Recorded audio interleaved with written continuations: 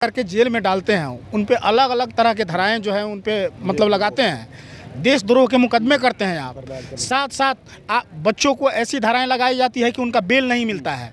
वैसे बच्चे जिनका उम्र आर्मी के लायक नहीं है, अग्निवीर के लायक नहीं है, वैसे बच्चों को भी आप पकड़ के जेल में डालते हैं। सरकारी संपत्ति का जिसने नुकसान किया सर, वो तो एक आदमी भी नहीं पकड़ाया है। ये आपका बच्चा का है, हमारा बच्चा सुबह हुआ था, हमको क्या आप लोग ले जा रहे हैं? तो हम ले जा रहे हैं अग्निवीर के थी में, वहाँ जांच पड़ताल करके हम छोड़ देंगे। नमस्कार, आप देख रहे हैं पब्लिक टाउन और मैं हूं आपके साथ अमन। देखिए, हम इस वक्त मौजूद हैं राबड़ी आवास के बाहर और देखिए, जब से महागठबंधन की सरकार बनी है, तमाम फरियादी अपने फरियाद लेकर के राबड़ी आवास पहुंचते हैं तेजस्वी यादव से मुलाकात करना है। ऐसे में अग्निवीर का तो नाम आपने सुना ही होगा, उन्हीं का इन लोग पेरेंट्स हैं, है ना? क्या कुछ आपका मामला है? आज पहुँच गए तेजस्वी यादव राबड़ी आवास। अग्निवीर को लेकर जो गलत नीति के तहत बहाली की हो गई, उसमें बच्चे सब दूसरे जगह से आए थे। तोड़ फोड़ कोई दूसरा किया, निर्दोष बच्चों को फंसाया गया। एक ही बच्चे को 50 जगह दिखाया जा रहा है कि उसमें है, रेलवे में दिखाया जा रहा है, फिर वहाँ दिखाया जा रहा है। एक ही बच्चे को 50 जगह FIR में दिखाया जा रहा है। ये परेशानी किया जा रहा है प्रशासन के द्वारा। पहले बीजेपी की सरकार थी, उन्हीं लोगों के षड्यंत्र के चलते ये सब किया गया है। क्या कुछ मामला है? मामला ये है कि अग्निवीर को लेकर के है, जो बच्चों में मतलब एक तरह का गुमराह बच्चों में छेड़ा था, युवाओं में, उसको लेकर के सरकार की जो नीति थी, इसके खिलाफ बच्चे थे। तब उस टाइम बच्चे जब खिलाफ में थे, तो मैं कह रहा हूं कि मान लीजिए सरकारी संपत्ति को नुकसान करना बहुत बड़ी गलत बात है, ऐसा नहीं होना चाहिए। उस पर केस कीजिए, FIR कीजिए, मैं उसमें आपके सपोर्ट में हूँ। पर जो बच्चे निर्दोष हैं, वैसे बच्चों को अगर आप पकड़ करके जेल में डालते हैं, उन पे अलग अलग तरह के धाराएं जो हैं उन पे मतलब लगाते हैं, देशद्रोह के मुकदमे करते हैं आप। साथ साथ बच्चों को ऐसी धाराएं लगाई जाती है कि उनका बेल नहीं मिलता है। वैसे बच्चे जिनका उम्र आर्मी के लायक नहीं है, अग्निवीर के लायक नहीं है, वैसे बच्चों को भी आप पकड़ के जेल में डालते हैं। तो आप बताइए, आप एक तरफ बात करते हैं कि बच्चे देश के भविष्य होते हैं, शिक्षा हमारी महत्वपूर्ण अंग है, इसके साथ साथ आप ये भी बता रहे हैं कि मैं जो है सबको रोज़गार दूंगा। तो रोज़गार का मतलब और देश का भविष्य का मतलब ये नहीं होता है कि निर्दोष बच्चों को जेल में ठूस दिया जाए। आप जेल में ठूसिए उसको जो आपके सरकारी संपत्ति को नुकसान पहुंचाया है। तेजस्वी यादव के पास आपके जी, यहाँ आने का मेन मकसद है कि बच्चों को कहीं से बेल नहीं मिल पा रहा है। बच्चों की परीक्षाएँ हैं, उनका एडमिशन करवाना अभी ज़रूरी है। उनके माता पिता किसान हैं, उनके माता पिता किसान हैं, बड़ी मुश्किल से घर में रोजी रोटी चलता है। तो जब कहीं नहीं न्याय मिला है, तो सारे पश्चिम चंपारण के गार्जियन लोग, जी बिल्कुल, सारे पश्चिम चंपारण के 70 से 72 लड़के जो है, 72 लड़के जेल में है वहाँ पे। वैसे 72 गार्जियन यहाँ पे मौजूद हुए हैं। उनको बेल नहीं मिल रहा, बेल नहीं मिल रहा है, नहीं देने जा रहा है। क्या बोला जा रहा है? हाँ, दबाव दिया गया है। कौन, किसका दबाव? धाराएं ऐसी लगा दी गई है, धाराएं ऐसी लगा दी गई है कि उनको बेल नहीं मिल रहा है। जो मतलब क्या लगा दिया गया है? पूरा एकदम जो भी मैंने प्रशासन को देना चाहिए था, वो हद से ज्यादा दे दिया है बच्चे सबको धारा। है ना? जी, मतलब निर्दोष बच्चे हैं, निर्दोष बच्चे को सर, निर्दोष बच्चे को। उन लोग सरकारी संपत्ति का नुकसान नहीं। सरकारी संपत्ति का जिसने नुकसान किया सर, वो तो एक आदमी भी नहीं पकड़ाया है।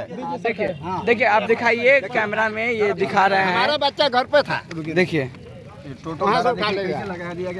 ये जो है बच्चों पे जो FIR किया गया है, ये FIR की कॉपी है, जो कि आप देख लीजिए। इस पे जो धाराएं हैं 143, 147, 148, 149, 341, 323, 353, 332, 333, 398, 435, 436, 307, 427, 504, 120B, इसके साथ साथ 412 और 456 और 457 देशद्रोह का भी धारा लगा, बिल्कुल लगा दिया गया है। धाराएं लगाई गई है।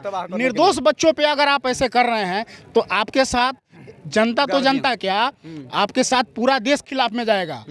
इसके लिए मैं इस उम्मीद के लोग साथ में आए हैं कि यहाँ महागठबंधन की सरकार बनी है, नया सरकार बनी है, युवा बिल्कुल युवा हैं, संकल्पित हैं। इसको लेकर के हम लोग यहाँ पे आए हैं कि यहाँ से न्याय जरूर मिलेगा। तेजस्वी के पास पहुँचे हैं? जी पहुँचे, हम लोग बहुत आदमी पहुँचे हैं, बहुत सारा आदमी आया है।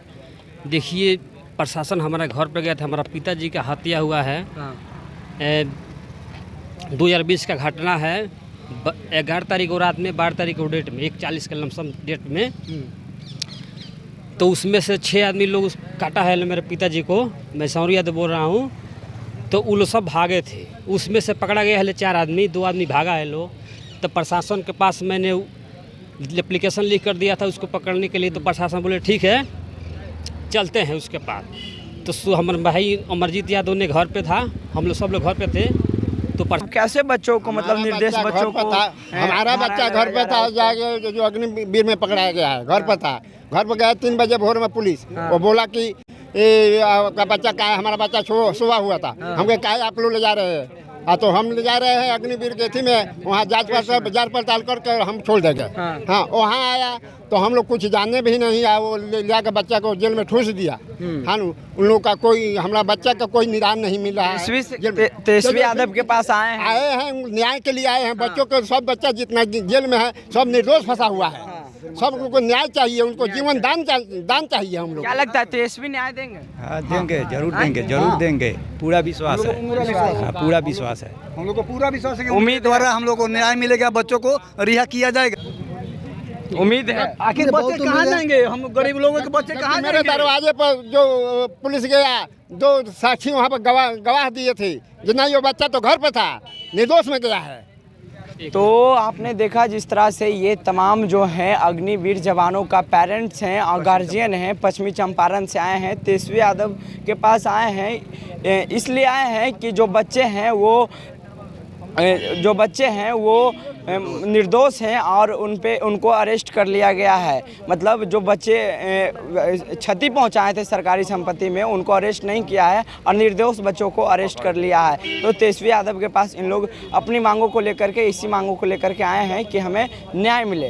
तो बहरहाल आप वीडियो अगर फेसबुक पेज पर देख रहे हैं तो पेज को लाइक कर ले, यूट्यूब पर देख रहे हैं चैनल को सब्सक्राइब कर ले और अपना प्रतिक्रिया कमेंट बॉक्स में देना ना भूलें। बहुत बहुत धन्यवाद।